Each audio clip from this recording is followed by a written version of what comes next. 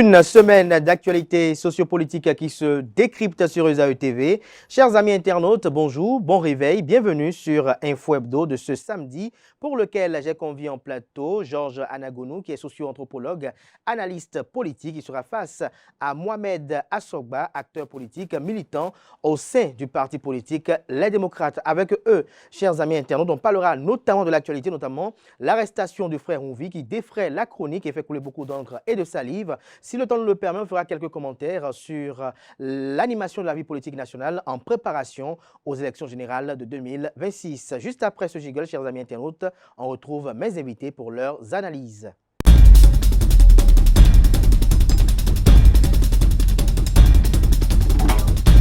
Le décryptage du jour, Mohamed Assogba, bonjour. Bonjour Abdelkader. Merci d'avoir accepté l'invitation. C'est moi. Malgré l'agenda, merci d'être à nos côtés ce matin. Bonjour à vous, Georges Anagonu. Bonjour Kader, bonjour les internautes et bonjour surtout à Mohamed que, bon voilà, les choses faisant, ça me rappelle mes années universitaires. J'ai plus vu Mohamed comme ça, de face comme ça, il doit avoir très longtemps. C'est un plaisir pour moi de le retrouver sur le plateau de toute façon. Et ce serait un plaisir à nos amis internautes de suivre également la contradiction dans vos analyses. Nous en avons l'habitude quand on était à l'université. Justement, on commence avec le frère Ouvi qui a été arrêté. Pour vous, Georges Anagonu, est-ce qu'on parlera d'interpellation, d'arrestation? Quel est le thème qu'on doit employer selon vous à l'étape actuelle? Non, pour le thème à employer, pour le moment, moi, je n'ai pas encore fait mon choix. Je vous dirai pourquoi. Une personne qui se retrouve dans les mains de la justice a un statut. D'accord? Qui se retrouve dans les mains de la justice a un statut. Ça, c'est un fait. Maintenant, comment doit-il se retrouver dans les mains de la justice? La question, elle est là. Or, pour le moment, les informations que nous avons et qui sortent sur les réseaux sociaux un peu partout, chacun y va de son obédience peut-être, font état de, bon, voilà, par exemple, j'ai interrogé un journaliste qui me dit que non, il a été pris par, en tout cas, qui assure de la coopération et de la collaboration avec la police togolaise. Vous voyez? Et moi, je dis, le Togo est un État très respectueux et très responsable pour qu'il ne puisse pas laisser des trucs se passer sur son territoire. Vous voyez? C'est ça qui fait que pour le moment, moi, je n'ai pas choisi la terminologie et j'attends la réaction officielle, soit du procureur, soit du gouvernement, pour savoir réellement ce qui s'est passé. Mais qu'on vous reproche des choses et que vous vous soyez retrouvé dans les mains de la justice, c'est tout à fait normal. Maintenant, quelle est la procédure pour que la justice vous prenne? Il peut y avoir débat. Il peut y avoir débat. Mohamed Assogba, pour vous, quel a été votre état d'esprit lorsque vous avez appris la nouvelle? Je voudrais remercier USAE TV pour l'invitation de ce matin. Je salue également mon frère et aîné, il faut le dire, Georges Anagonu, avec lequel j'ai eu à partager des moments intenses de lutte universitaire. Je pense que par rapport au sujet évoqué, il ne faut pas faire dans la langue de bois. Vous demandez mon état d'âme, je ne réalise pas encore ce qui s'est passé, mais pour le choix des mots, pour moi, il y a eu un enlèvement d'un citoyen béninois sur un territoire étranger. Je vais m'expliquer. Nonobstant le communiqué, la déclaration du Parti Les Démocrates, je voudrais vous dire que dès que l'information est tombée, j'émettais des doutes.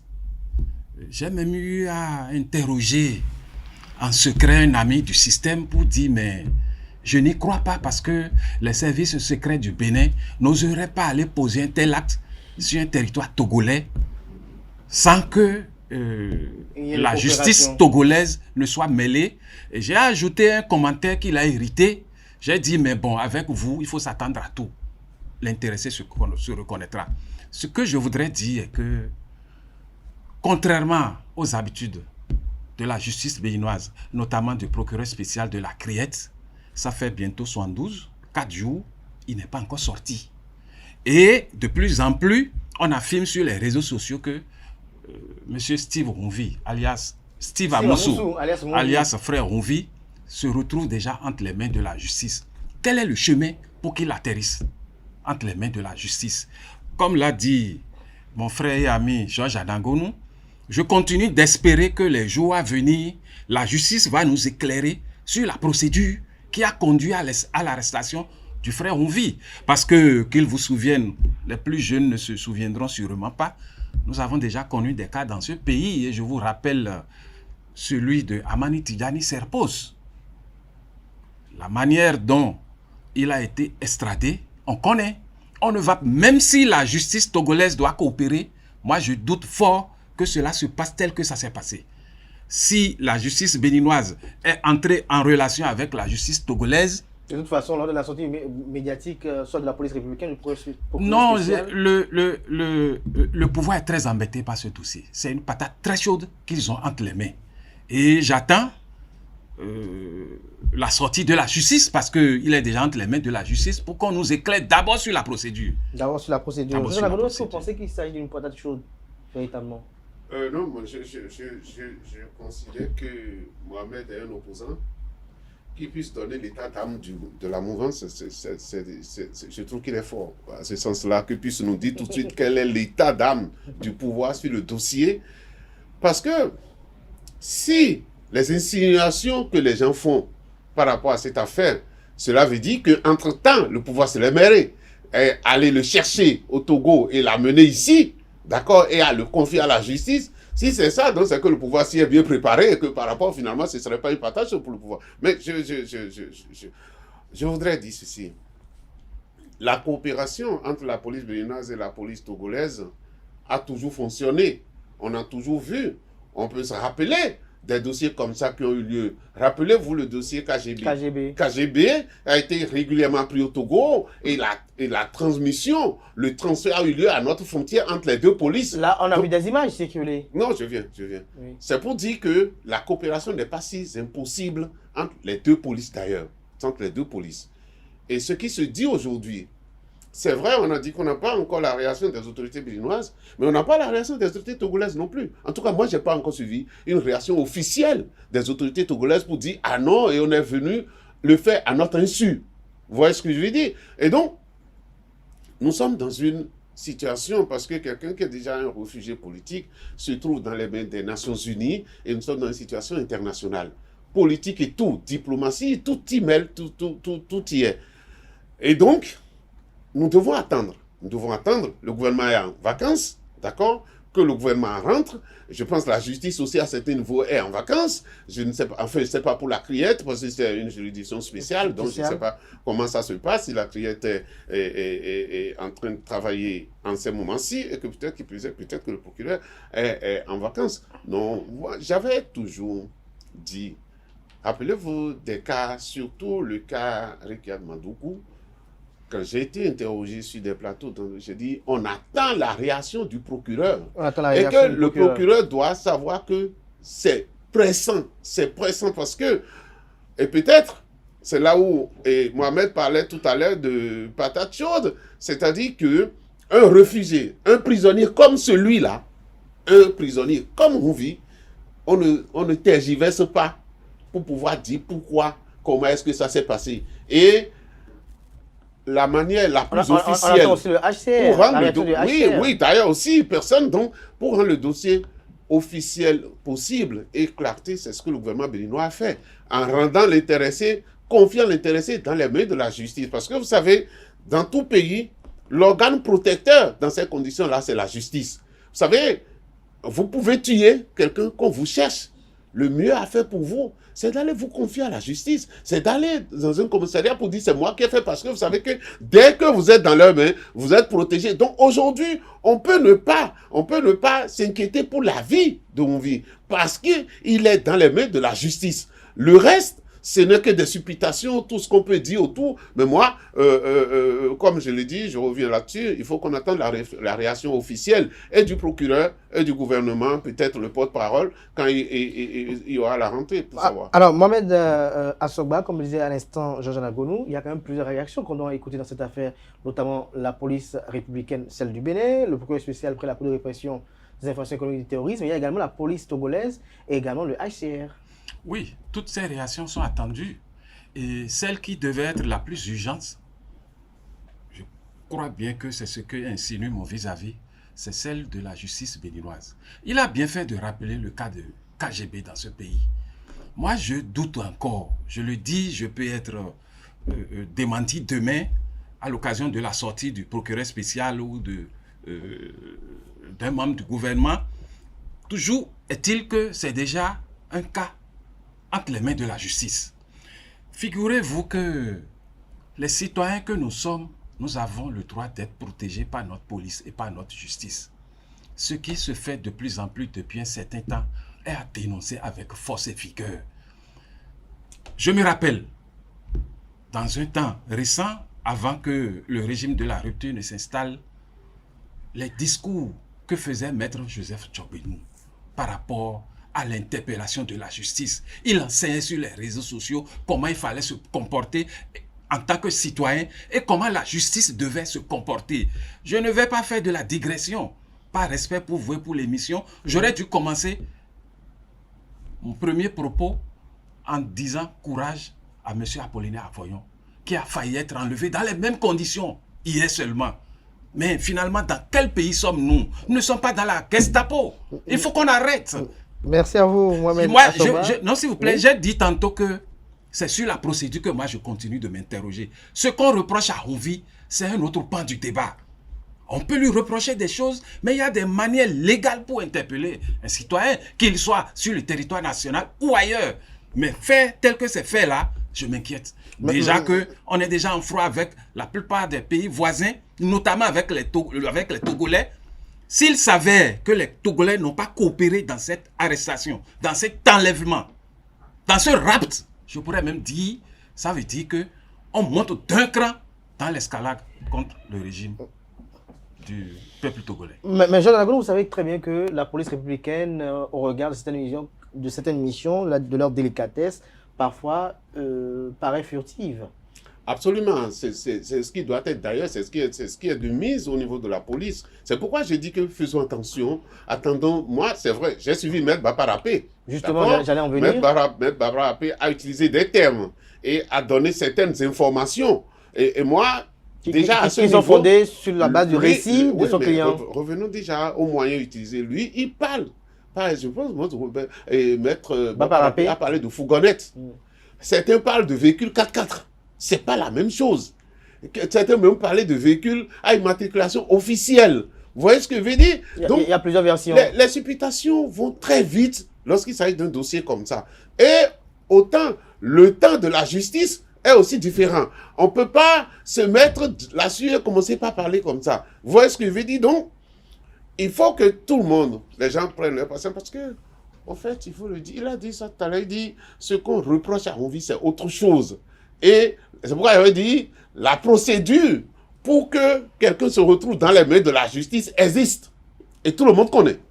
La coopération internationale en matière de la police existe aussi. Et qu'on connaît la coopération entre la police béninoise et la police togolaise, on connaît aussi. Ça a toujours existé. Donc, pour le moment, on peut retenir un fait.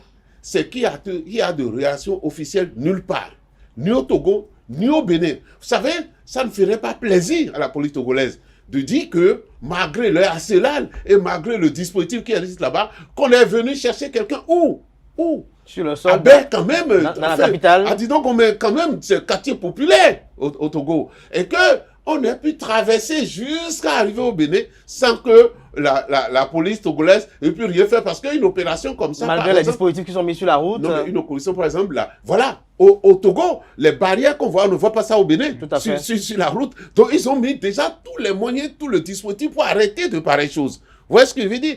Et non, même au-delà de ça, une information comme ça, dès que les populations le disent, serait arrivée à la frontière depuis, pour demander de visiter tous les véhicules qui vont passer par là. Donc, donnons le temps au temps. C'est vrai que la personnalité dont on parle, et il a dit tout à l'heure pour dire ce qu'on reproche, nous allons parler plutôt de la responsabilité. Et il faut expliquer aux auditeurs, il faut expliquer au peuple béninois pour mettre tout le monde à l'aise. D'accord? Qui au Bénin n'avait pas envie de savoir qui s'appelle Rouvi? Tout le monde, tout béninois. Parce que, moi je vais même vous dire, j'ai jamais su que c'est Steve Amoussou. Pour moi, c'est Rouvi. Et comme je suis du mono, je pensais à un de mes frères Sakwe. Vous voyez ce que... Et j'ai dit même, je pense parfois, j'ai dit, je suis sûr qu'il est de Kouyaoué ou de Toutou par là. Parce que c'est Rouvi. Je ne savais même pas que c'est sous pseudonyme qu'on faisait ça. Et si vous faites quelque chose sous pseudonyme, pourquoi vous le faites? Pourquoi vous le faites? Vous voulez pas être démasqué peut-être. Tout à fait. Et si vous vous cachez, pourquoi vous cachez pour des trucs? Donc, clarifions les choses. Sachons que tout ce que dit le frère Mouvi, et d'ailleurs aujourd'hui les Béninois doivent être heureux parce que le frère Mouvi soulevait beaucoup de dossiers. Et comme on ne le connaissait pas... Justement, parlant de dossier, on a vu ce vendredi la une du quotidien Le Potentiel qui dit, je cite, Voilà. interpellation d'un jeune activiste politique béninois au Togo, frère Onvi, 2 anciens députés, 3 hauts directeurs lui filettent des infos, notamment des informations. Au total, 13 personnes, dont plusieurs autres personnalités dans le collimateur des enquêteurs. La débandade totale chez les taupes dans le cercle du pouvoir. Steve Amoussou, connu sous le sobriquet frère Onvi, a été membre de la cellule de communication de Sébastien Germain Javon à la présidentielle de 2016. Ouais, mais moi j'ai lu aussi ce que vous venez de lire chez Le Potentiel. Et j'ai dit non, il faut faire attention. Ce que c'est entendu par rapport au dossier. Tout de suite, qu'on trouve qu'il y a des députés, qu'il y a des gens dans le mouvement, le milieu... Mais il y avait quand même des interrogations. Non, mais c'est ce que je vous dis. D'où provenaient honnêtement, quelles étaient les sources de ces informations? Oui. C'est d'ailleurs pour ça qu'un jour, pour que ce dossier puisse aller devant la justice, il faut que frère Mouvi soit là. Parce que c'est lui qui les évoque. Et il évoque beaucoup de dossiers qui intéressent à plus haut niveau les Béninois. Et donc, un jour, si on n'avait pas trouvé frère Mouvi, on ne comprendra jamais ces dossiers-là. Donc, c'est pourquoi il faut séparer les choses. Il fait un travail, qui est un bon travail, de pouvoir dénoncer ce qui est caché sous les tables dans une république. C'est un très bon travail. Et quand il le fait, il s'assoit certainement sur des choses, il s'assoit certainement sur des preuves. Si on ne le voit pas aujourd'hui, on ne peut pas comprendre le fond de ces dossiers-là. Donc le fait qu'il soit découvert et démasqué, peut-être, oui, parce que ça s'appelle le frère Onvi, alors que c'est Steve Amoussou, d'accord? Donc il soit démasqué. Nous devons, en réalité, faire confiance à notre justice. Nous devons faire confiance et dire que nous sommes sur la bonne voie. Maintenant, je vais même te dire une chose, pour mettre à l'aise les gens. Si il s'avérait, je pense, que si on suit le dossier dans le long, le juge peut décider tout simplement de libérer Mouvi à la surprise de tout le monde. Parce que le juge peut dire, la procédure pour qu'un individu soit dans les mains de justice, la procédure n'a pas suivi. Par rapport à ça, on peut valider des dossiers de cette manière-là. Donc, prenons le temps, attendons que le gouvernement réagisse officiellement, puisqu'on l'accuse de tout part. Attendons que le procureur sorte comme à son habitude et on sera situé. Mais en attendant, pour vous, Mohamed Assoba, frère Mouvi, c'est qui? Frère Mouvi, c'est un activiste politique qui faisait des chroniques dont on raffolait.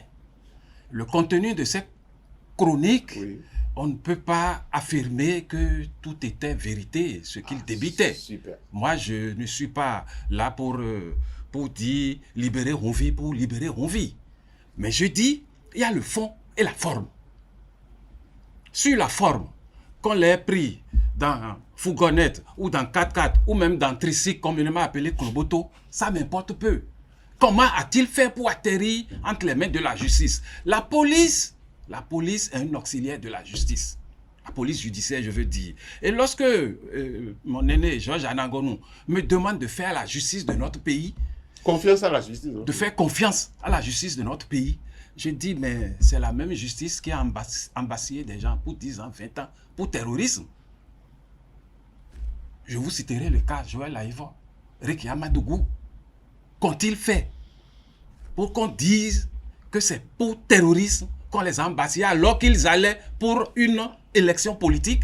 Je dis, moi je ne me sens plus en sécurité compte tenu de cas supplémentaires que Apollinaire, président du NFN, a raconté hier. Si j'ai maille partie avec un concitoyen ou avec une institution de l'État, il y a le code de procédure pénale. On m'invite régulièrement. La police sait comment prendre cette disposition pour que je ne fuis pas quand je reçois une convocation. Et la loi me donne le droit même, devant la police, de ne pas piper un seul mot tant que je ne suis pas assisté d'un avocat. Tout ça, c'est connu. Mais aujourd'hui, on va chercher les gens manu militari. On les écoute d'abord 24 heures, 48 heures avant de les autoriser à faire appel à un avocat. Maître Baparapé l'a dit. Mouvi a été enlevé le 14 et c'est le lendemain ou 2 jours après que lui il a accès à lui. Mais où allons-nous? Mais c'est ce même Bénin, dans ce même Bénin que nous avons dit cette dérive halte. On a fait le combat pour que ce régime s'installe et on nous donne l'appareil empire. Merci à vous, Mohamed Assogba. Donc l'espérance aujourd'hui, c'est que la justice béninoise, notamment la police républicaine ou le procureur spécial près la Criette, puisse monter au créneau et clarifier les zones d'ombre. Ils doivent sortir urgemment pour nous dire ce qui s'est passé par rapport à l'arrestation. Maintenant, ce qu'on veut faire de Frère Rouvi, ça, c'est avec ses avocats qu'il va faire ce combat. Mais pour le citoyen lambda que nous sommes, nous voulons nous sentir en sécurité dans notre propre pays ou ailleurs. Je voudrais même vous dire, j'oubliais, c'est à l'occasion de l'arrestation de l'intéressé que j'ai su qu'il est un réfugié et qu'il bénéficie de la protection des Nations Unies à travers le HCR. Est-ce que lorsqu'on est sous cette protection, est-ce qu'on a le droit encore d'émettre des commentaires C'est à politiques? vérifier ce statut. Mais ce que je sais de mes recherches et de mes connaissances, quand vous êtes sous protection du HCR en tant que réfugié politique, vous évitez d'interférer sur la politique intérieure. Justement, ça, il faut le marteler. Justement, oui. Jean-Jacques Gollum, sur la même question. Oui, je suis d'accord avec lui. Et il a rappelé, lorsque vous êtes réfugié politique et que vous êtes protégé par le HCR, si vous êtes exilé dans un pays qu'on vous accorde l'exil, c'est autre chose. Mais quand vous êtes sous la protection de HCR, vous devez de toute façon savoir et retenir vos opinions par rapport à la politique qui se fait dans votre pays. Parce que c'est tout comme si les institutions internationales vous protègent pour de l'extérieur détruire votre pays. Ce qui n'est pas normal. Donc, comme il a dit aussi, on attend de savoir quel est le statut réel de Frère Rouvi. Parce que moi, il y a des moments où on a situé le Frère Rouvi au Niger.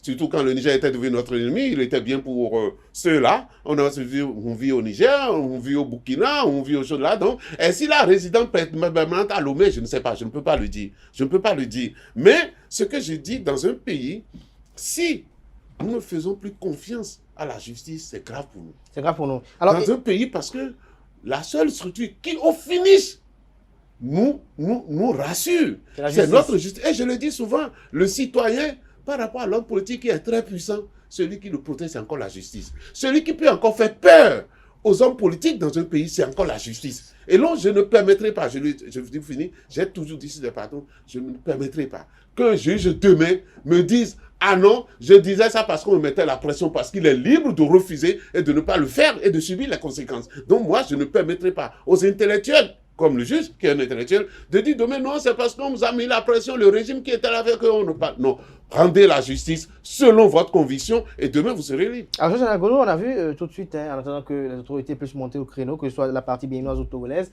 on a vu les gens quand même, notamment sur la toile, émettre des commentaires sur les faits qui nous ont été livrés de façon brute ainsi. Ce question de savoir comment Rouvi lui-même, à 22h, pu sortir pour aller faire un achat, lorsqu'on sait un peu sa posture politique, la nature des commentaires qu'il effectue, leur portée et également les risques qu'il court.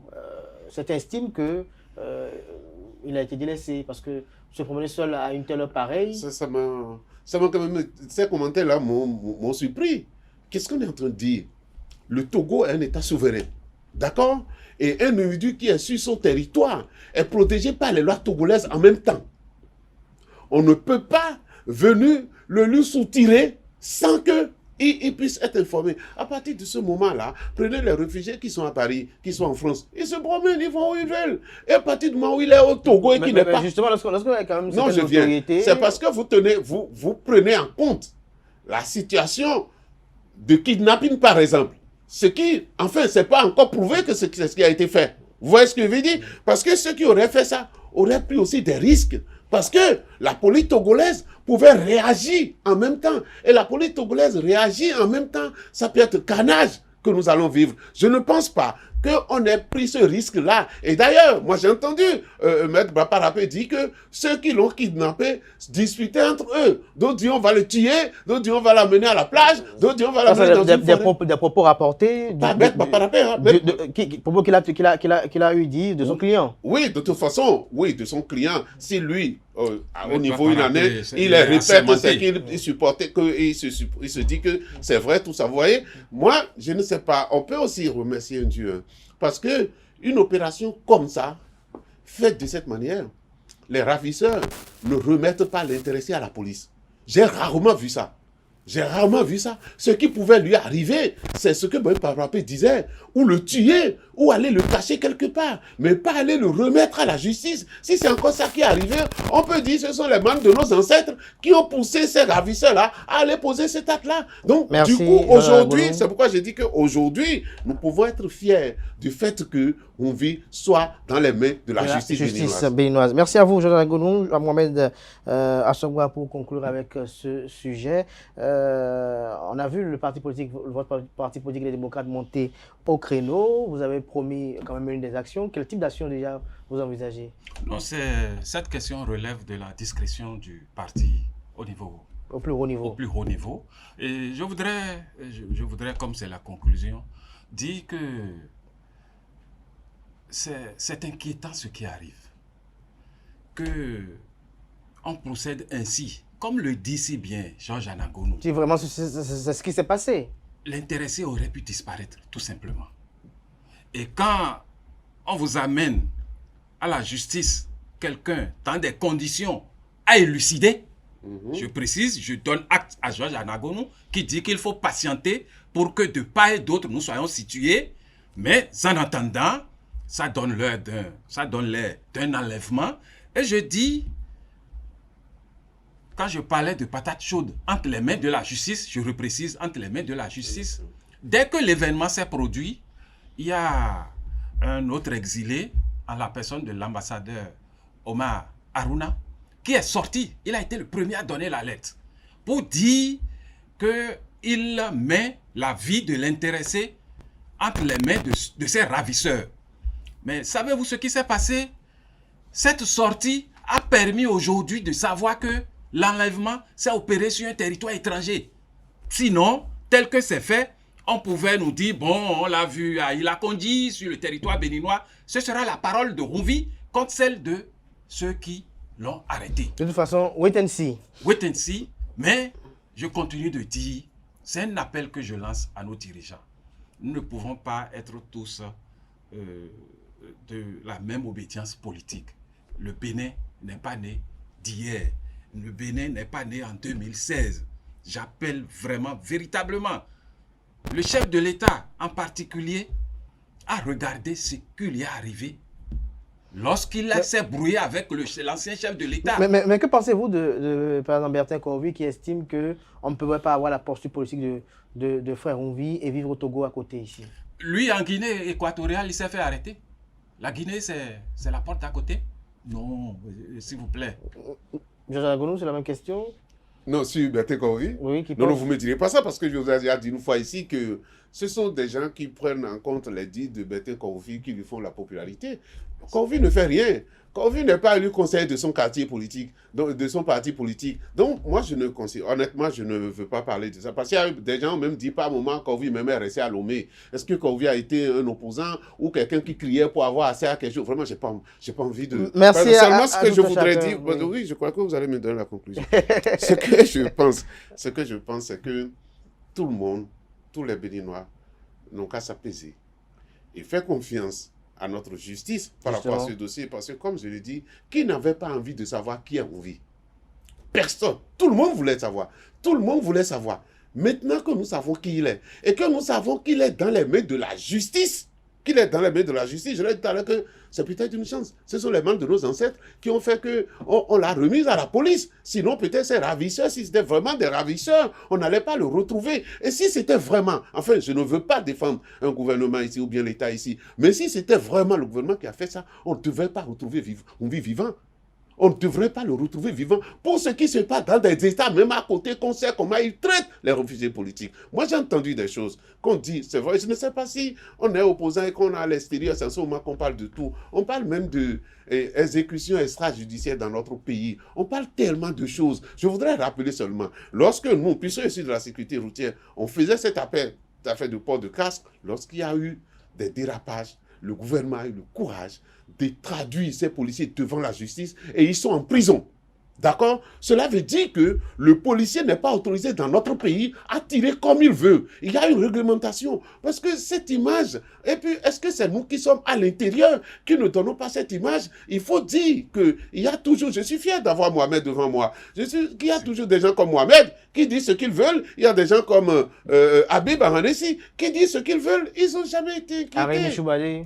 Voilà, moi je le dis. Moi, je rencontre les vrais sur les plateaux. Et quand je les rencontre sur le plateau, ils ont toujours dit ce qu'ils pensent du gouvernement, ce qu'ils pensent du régime. Et le régime même a intérêt que des gens comme ça existent. Vous voyez ce que je veux dire? Je me rappelle que quand on voulait aller aux élections législatives, c'est le chef de l'État lui-même qui disait il le souhaite, et qu'il fallait que les démocrates aillent aux élections cette fois-ci. Je pense qu'on ne peut pas dire de lui qu'il n'aime pas l'opposition, non. Mais en matière politique, chacun déploie ses tactiques. C'est normal que le président de la République puisse déployer ses tactiques, quitte aux autres. Merci à vous, Georges Anagonou. Merci à vous, Mohamed Asogba, pour vos différentes analyses. Mohamed n'a pas fini le verre la même.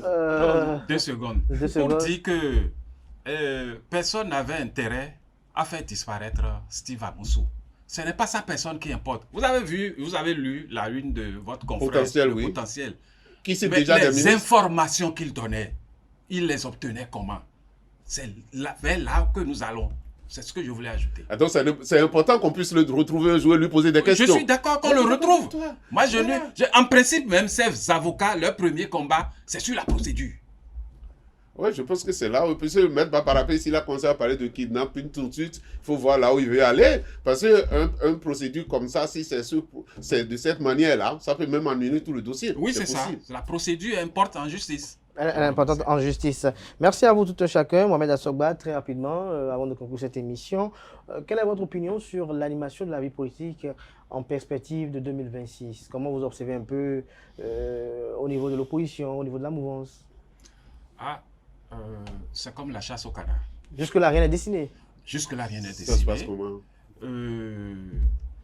Bon, si c'est Georges qui me pose la question, il a mis sa touche dans la liste politique pour s'intéresser à un acteur politique. Je ne l'avais pas enlevé avant moi-même. Bon, quand je parle de la chasse au canard, le sujet qui pose problème jusque-là, c'est le code électoral. Et si on ne revient pas sur cette affaire, nul ne peut prédire de ce qui va se passer en 2026. Et il y a lieu qu'il faut réfléchir et faire asseoir tous les acteurs politiques pour dire, écoutez, vous avez dit que c'est trop corsé, comment voulez-vous que ça se passe pour qu'il y ait la paix? Parce que rien ne vaut la paix. Si Georges et moi, nous sommes venus librement dans vos studios, c'est parce qu'il y a encore la paix. Et si jamais il y a déflagration, même Esaïe TV n'existera plus.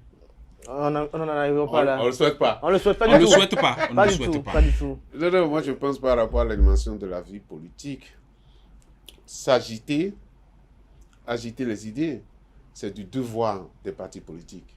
Si vous ne faites rien, ne soyez pas surpris demain que vous perdez les élections. D'accord? Et aujourd'hui, on peut dire que je faisais partie au début, après la réforme partisane, je faisais partie de ceux qui disent que les partis ne font rien. Mais aujourd'hui, on ne peut plus continuer de dire ça. Et vous voyez les gens de UP, le Renouveau, qui sont tout le temps sur le terrain, en train de former les militants, en train de les relancer.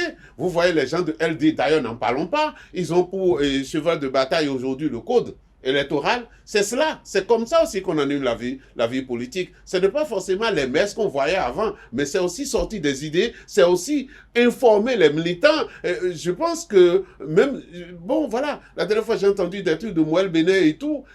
La vie politique dans notre pays est aujourd'hui animée. Disons les choses.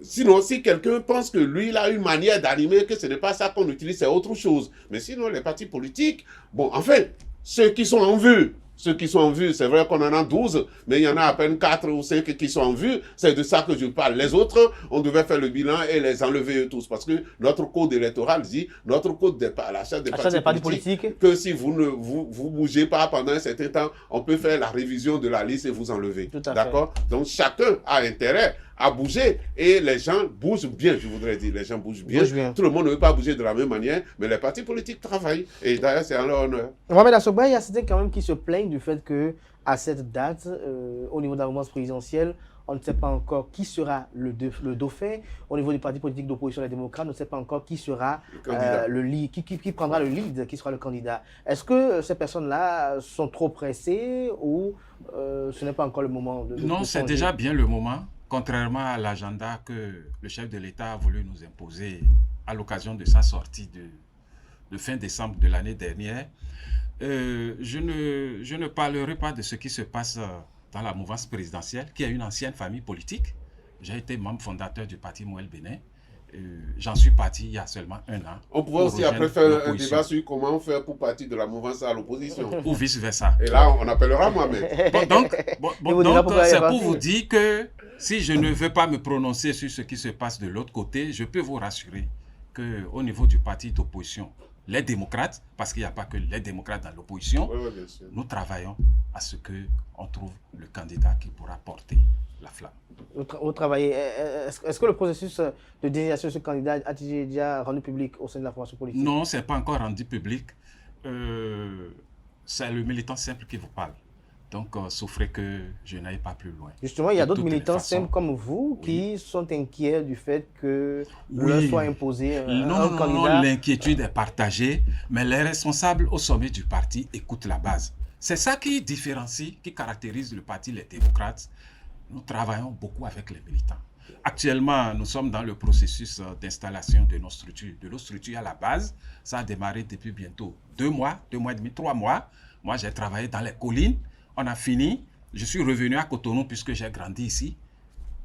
Les choses se passent également bien à ce niveau. Il faut que nous ayons fini de tendre nos tentacules, écouter la base, faire un travail pour qu'il n'y ait pas de contestation majeure, parce que ça ne manquera pas. Ça ne manquera pas. Il n'y a pas de contestation majeure quand le parti va décider de ci ou de ça. Au niveau de la mouvance, est-ce que les partis politiques non progressistes, le Renouveau et Bloc républicain attendent Patrice Talon forcément? Ça se fera finalement en 2 temps au niveau de la mouvance.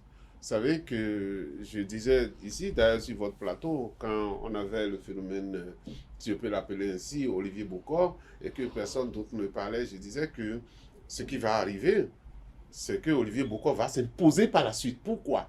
Parce qu'il a pris beaucoup de temps à en parler, les citoyens sont informés, ils ont commencé par s'habituer à qui on appelle Olivier Bokor. Ça aussi, ça s'appelle prendre de l'avance politique. Ça s'appelle prendre de l'avance politique. C'est ce qui guette alors ceux qui ne disent rien pour le moment et qui se disent c'est à l'approche qui vont sortir. Et qui comptent sur le soutien du chef de l'État. Ah ça, oui, bon, enfin, je ne sais pas si le chef de l'État, lui, il avait donné son calendrier, c'est 6 mois avant que les choses se seront, mais après, c'est vrai qu'après qu'il ait fait cette sortie-là, les événements politiques l'ont précipité pour qu'il puisse commencer par revenir et dire les choses. Non, c'est aussi, moi-même, c'est aussi dit qu'on ne maîtrise jamais le citoyen, on ne maîtrise jamais un peuple entièrement, le peuple réagit d'une autre manière à un moment donné. Moi, je le dis, hein, demain, qui on va prendre pour sortir de la tête des Béninois que c'est quelqu'un d'autre, autre qu'Olivier Bokor, qui pourra être candidat, je ne sais pas. C'est un gros boulot qu'il faudra faire. Parce que le candidat... Il suffit que les partis de la mouvance désignent quelqu'un. Non, ça ne se passera pas comme ça non plus. Parce que moi, j'ai dit une chose. Il faut que le candidat ait le temps de s'habituer aux populations et que les populations prennent le temps de le connaître et qu'on les amène dans leur subconscient pour qu'ils n'enlèvent maintenant Olivier Bokor de leur subconscient. C'est un gros boulot qu'il faut faire demain. Je ne sais pas, de toute façon, le chef de l'État ne s'est jamais prononcé par rapport à Olivier Bokor ni par rapport à quelqu'un d'autre. D'accord? Mais ça n'empêche pas que les candidats potentiels soient il a fait savoir que certains facteurs ne sont pas ceux qui gouvernent son choix. Oui, d'accord, mais il n'a interdit à personne d'autre de se manifester non plus. Enfin, il y a eu le phénomène, il y a eu le dossier ministre de la Justice, Oswald, non, qui s'était prononcé d'une manière que le chef de l'État avait trouvé. Encore que là, le chef de l'État avait raison pour la solidité de son gouvernement et de ses actions. Il n'est pas de son intérêt aujourd'hui de commencer par et ventiler que c'est elle qui sera candidat. Parce qu'après, les gens ne le reconnaîtront, les gens ne vont plus le regarder lui. Alors que lui, il a besoin de la sénérité autour de son pouvoir jusqu'à la fin. Finir. Ce qu'il y a, c'est qu'on sache que au dernier moment, ce sont les populations qui vont décider de qui va être président de la République et que pour que ça arrive, on a besoin du temps pour leur vendre ce candidat-là. On a besoin du temps pour mettre dans leur tête que c'est celui qui est meilleur par rapport à quelqu'un d'autre. Je ne sais pas ce qui va se passer dans la mouvance parce que je ne suis pas dans la mouvance. Mais aujourd'hui, plus du côté de la mouvance, au moins on a un nom qui a circulé pendant longtemps, qui circule encore peut-être qu'il y a Olivier Bokor qui n'est pas... Mais au niveau des démocrates, on n'a aucun nom. On n'a personne. Je voudrais leur demander de ne pas nous faire comme ils ont fait. L'autre fois, 2021. pour sortir de chapeau de paille, c'est le jour de dépôt de candidature qu'on a vu une dame. Bon voilà, c'est des erreurs qu'il faut éviter. Mais c'est vrai qu'il faut éviter, Mohamed Asogba. Oui. Je voudrais remercier à Georges de faire un clin d'œil à l'opposition. C'est la preuve qu'il parle du Bénin. Et il ne parle pas de mouvance ou opposition. Parce que quand c'est bien pour tout le monde. Je voudrais également lui rappeler que c'est peut-être que sa langue l'a fauché. Il a dit que Olivier Bokor, qui est un aîné et ami, qu'il parle beaucoup. Moi, je ne sais pas si vous avez... Non, c'est pas lui. Au fait, son groupe... On parle de lui. Ouais, donc, c'est pourquoi je dis que la langue a fauché. Bon, je suppose qu'il n'est pas innocent non plus, si on parle comme ça de lui. Non, c'est pas ça. On l'a jamais entendu parler, hein? Non, jamais. Jamais entendu parler de la mouvance. Sauf il parle en jamais, c'est privé, peut-être ça qui est on le intriguant, connaît, peut-être. Aussi, voudrais-je rappeler à Georges, quand il disait que le chef de l'État ne s'est pas prononcé sur le cas Olivier Bokor, non. Il a été clair. Il dit qu'il ne lui a pas parlé de sa candidature et que de toutes les façons, lui n'est pas de nature à faire la promotion des parents et des amis. Et encore que là, on peut le mettre en difficulté parce que depuis 8 ans, il ne fait que ça. Le chef de l'État ne fait que ça. Il fait que la promotion des Maintenant, siens, quoi. oui, maintenant, s'il dit, il a dit en décembre dernier que c'est une manière de dire qu'il ne veut pas de la candidature de son ami intime, Olivier Bokor, peut-être que demain son avis va changer. C'est un être humain. Nous aviserons. Nous aviserons. Merci à vous, Mohamed Asogba, pour vos opinions. Merci également à Georges Anagonou pour vos opinions également. Je rappelle que Georges Anagonou est socio-anthropologue, analyste politique, et Mohamed Asogba, acteur politique, militant au sein du parti politique Les Démocrates. Merci à tout un chacun pour son analyse. Chers amis, c'est prend fin Info Hebdo de ce matin. Merci pour l'attention. Portez-vous bien pour le rendez-vous demain de l'invité.